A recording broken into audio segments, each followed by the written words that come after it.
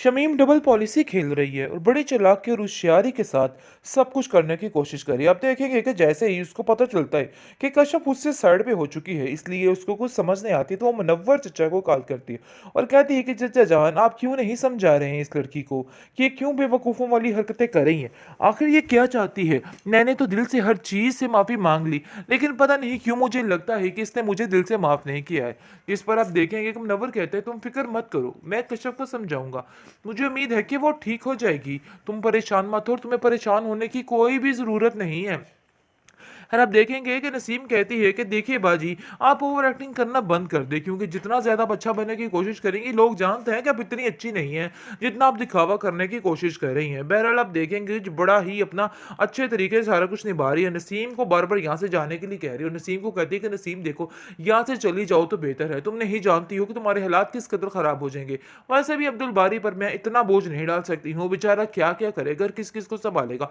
बस मैं तुमसे इतना ही कहना चाहती हूँ कि अपने घर को जाके बसाओ और उधर ध्यान दो। जिस पर नसीम गुस्सा खा जाती है और कहती है कि पता नहीं आप लोगों को क्या हो गया है, मुझे इधर से निकालने पर तुले हुए हैं। मुझे तो ऐसा लग रहा है कि जैसे सारा कुछ आप अपने आप को ध्याने के लिए करें, यानी कि सारा कुछ आपके हाथ आ जाए। मैं आपकी सारी स्कीम को समझ चुकी हूँ, क्योंकि आप इतनी अच्छी तो है नहीं जितना बनने का नाटक कर रही हैं। कश्यप आपको सही समझ रही है, लेकिन मुझे भी आपकी बड़े अच्छे तरीके से समझ है। ये मत समझिएगा कि मैं आपको जानती नहीं हूँ। मुझे पता है कि आप क्या कर रही हो, क्या करना चाहती हैं। जिस पर शमीम कहती है कि मुझे तुम्हारी इन सारी बातों से कोई फर्क नहीं पड़ता है, इसलिए बेहतर यही है कि तुम यहाँ से जाओ और फजूल के ये बातें बंद कर दो, क्योंकि मैं अब मजीद तुम्हारी कोई बात का जवाब नहीं दे सकती हूँ और ना ही कोई जवाब देना चाहती हूँ। इसलिए बेहतर यही है कि जाओ और जाकर अपने घर को बसाओ, क्योंकि ऐसा करोगी तो तुम्हारा कुछ फायदा हो जाएगा, वरना अगर यहाँ पे पड़ी रहोगी तो तुम्हारा नुकसान ही नुकसान है।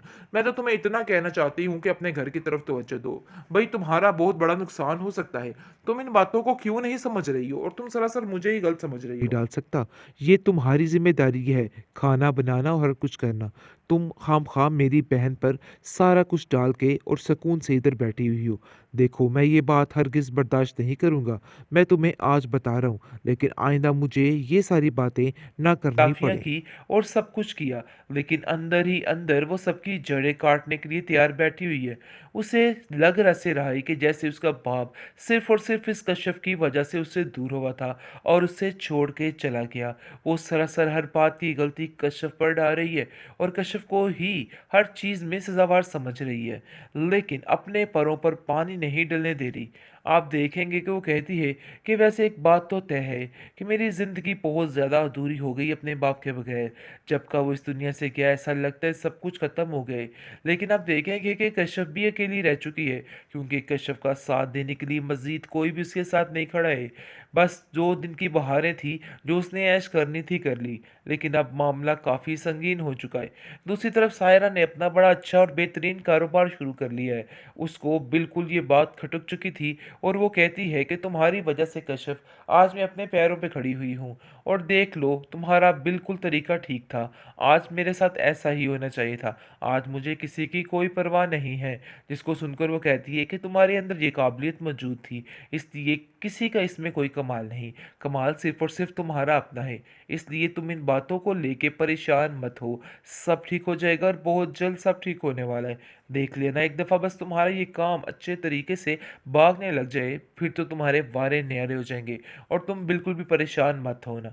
दूसरी तरफ शमीम जो है, वो नसीम के साथ मिलके गहरी गहरी साजिशें कर रही है और कहती है कि बस जितनी जल्दी हो सके इनका ये सारा खेल तमाशा ख़त्म करना है और इस कश्यप को इस घर से बाहर निकालना है।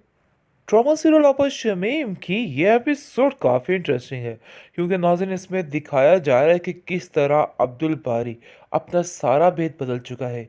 अपनी बहन की मोहब्बत में आके हर चीज़ को भुला चुका है। कश्यप की सारी की गई बातें, सारी की गई नेकियां जो उसके सामने बेकार सी लगने लग गई हैं। यानी कि इस चालाक औरत के पीछे हर चीज़ आज ख़त्म होती हुई नज़र आ रही है। नसीम भी समझ नहीं पाई थी अपनी बहन के इस चालाकपन को और वो कहती है कि अरे भई आपा, मान गई आपको, आप तो बहुत बड़ी एक्ट्रेस निकली। जिस पर शमीम आपा कहती है, किस तरह की बातें कर रही हो? मैं तो अपने भाई की मोहब्बत में ये सब कुछ कर रही हूँ, इसके अलावा और कुछ नहीं। क्योंकि मैंने सोच लिया कि अब्दुल बारी मेरे साथ रहेगा तो सब कुछ ठीक रहेगा।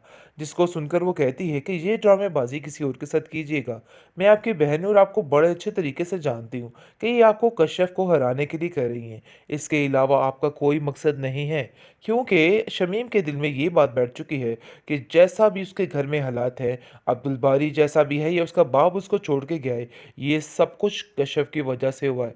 और आज कश्यप यहाँ पे ना होती तो ऐसा कुछ भी ना होता। यानी कि सरासर सारा ब्लेम जो है कश्यप पे डाल दिया गया है। लेकिन ये बिल्कुल गलत है। दूसरी तरफ आप देखेंगे, कश्यप जो है वो कहती है कि आखिरकार आपाजान ने अपना सारा रंग बिखेरना शुरू कर दिया है। सब कुछ खुल के सामने आ चुका है। मुझे तो अंदाज़ा ही नहीं था कि आखिर वो ऐसा भी कर सकती हैं। कब तक ये हरकतें करेंगी और कब तक हम सब की ज़िंदगियों में ज़हर घोलती रहेंगी। आगे से आप देखेंगे कि कहता है अब्दुल बारी कि वो बेचारी परेशान औरत, अकेली औरत, और तुम उससे इतने मुकाबले लगा के बैठ गई। आखिर तुम ऐसा कैसे कर सकती हो? खबरदार आइंदा से शमीम आपा के बारे में कोई भी उल्टी-सीधी बात की, वरना इस घर में ठहरना तुम्हारा मुश्किल हो जाएगा। जिसको सुनकर कश्यप काफ़ी हैरान होती है और कहती है कि आखिर क्या मामला हो गया कि सब कुछ ही खत्म हो गया, क्योंकि शक तो उसको पहले दिन से था। जुलेखा ने उसको पहले ही कहा था कि शमीम की बातों में मत आना, क्योंकि शमीम काफ़ी चालाक औरत है और अपने मुफाद की खातिर कुछ भी कर सकती है। सो उसने ऐसा ही किया। अपना रख रखाव और हुकूमत की खातिर उसने सबसे माफ़ी तलाफियाँ की और सब कुछ किया, लेकिन अंदर ही अंदर वो सबकी जड़ें काटने के लिए तैयार बैठी हुई है। उसे लग ऐसे रहा है कि जैसे उसका बाप सिर्फ़ और सिर्फ़ इस कश्यप की वजह से उससे दूर हुआ था और उसे छोड़ के चला गया। वो सरासर हर बात की गलती कश्यप पर डाल रही है और कश्यप को ही हर चीज़ में सज़ावार समझ रही है, लेकिन अपने पैरों पर पानी नहीं डलने दे रही। आप देखेंगे कि वो कहती है कि वैसे एक बात तो तय है कि मेरी ज़िंदगी बहुत ज़्यादा अधूरी हो गई अपने बाप के बगैर। जब का वो इस दुनिया से गया, ऐसा लगता है सब कुछ ख़त्म हो गया है। लेकिन आप देखेंगे कि कश्यप भी अकेली रह चुकी है, क्योंकि कश्यप का साथ देने के लिए मज़ीद कोई भी उसके साथ नहीं खड़ा है। बस 2 दिन की बहारें थी, जो उसने ऐश करनी थी कर ली, लेकिन अब मामला काफ़ी संगीन हो चुका है। दूसरी तरफ सायरा ने अपना बड़ा अच्छा और बेहतरीन कारोबार शुरू कर लिया है। उसको बिल्कुल ये बात खटक चुकी थी और वो कहती है कि तुम्हारी वजह से कश्यप, आज मैं अपने पैरों पे खड़ी हुई हूँ और देख लो तुम्हारा बिल्कुल तरीका ठीक था। आज मेरे साथ ऐसा ही होना चाहिए था। आज मुझे किसी की कोई परवाह नहीं है। जिसको सुनकर वो कहती है कि तुम्हारे अंदर ये काबिलियत मौजूद थी, इसलिए किसी का इसमें कोई कमाल नहीं। कमाल सिर्फ़ और सिर्फ़ तुम्हारा अपना है। इसलिए तुम इन बातों को लेके परेशान मत हो। सब ठीक हो जाएगा और बहुत जल्द सब ठीक होने वाला है। देख लेना एक दफ़ा बस तुम्हारा ये काम अच्छे तरीके से भागने लग जाए, फिर तो तुम्हारे वारे न्यारे हो जाएँगे और तुम बिल्कुल भी परेशान मत होना। दूसरी तरफ शमीम जो है, वो नसीम के साथ मिलके गहरी-गहरी साज़िशें कर रही है और कहती है कि बस जितनी जल्दी हो सके इनका ये सारा खेल तमाशा ख़त्म करना है और इस कश्यप को इस